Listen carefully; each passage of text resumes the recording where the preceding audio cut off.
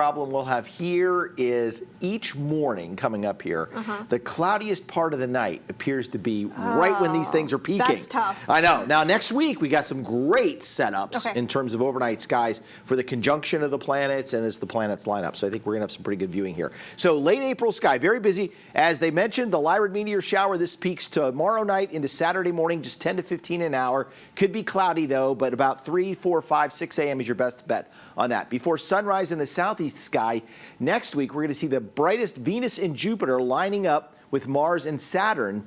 And then April 30th to May 1st, we're going to have this conjunction of Venus and Jupiter, and they are going to appear about a half a degree apart. So that is pretty impressive. And if you get any of these pictures and you're out with a telescopic lens, or you just get a great picture of some of these planetary alignments, please share those pics with us. Text us 903-600-2600. You can use the CBS 19 app. You can click the Near Me tab and then upload the via share with us, and we'll get that here at the TV station. Or you can email weather@cbs19.com. We certainly would appreciate it. Right now, though, it's cloudy. Boy, we can't see anything beyond those clouds. We'll call it mostly cloudy, 81 degrees. It is humid as promised. 66 is the dew point, and almost windy with a south wind currently at 21 miles an hour. Tomorrow morning, if you're doing outside work, it'll be dewy in the morning up until about 10 or 11. After that, fantastic outside work conditions will exist with temperatures in the mid-80s. Just a little humid, so make sure you hydrate. Satellite radar animation. We do see the clouds trying to clear out from west to east here, but let me show you what's going on. This is today's disturbance passing to the north.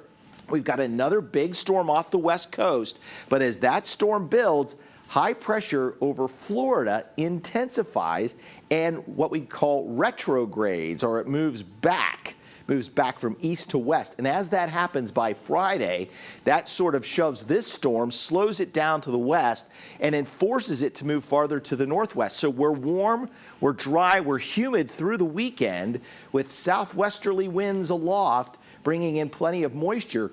But the front is very slow. So Sunday night into Monday, as the front finally makes it here, we have a chance for rain, and some of it could be heavier out toward Mount Pleasant, Canton, and Emory in the order of 1.5 to 2.5 inches. We'll have lighter amounts the farther southeast you go. But Monday looks like it could be a day where we have periods of rain. But thankfully, most of this is behind the cold front. And when showers and thunderstorms are behind a front, they tend to be what we call elevated.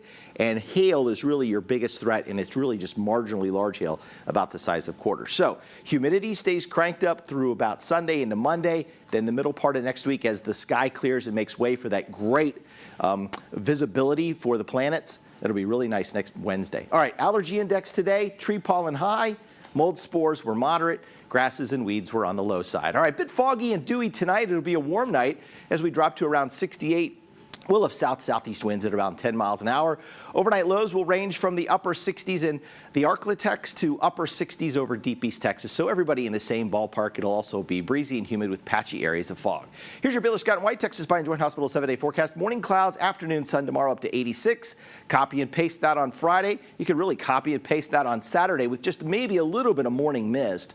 Sunday, some morning mist followed by a warm and breezy afternoon, and then late night showers and thunderstorms, and then rain at times on Monday. Clears out. Middle part of next week right now looks gorgeous. Does look gorgeous.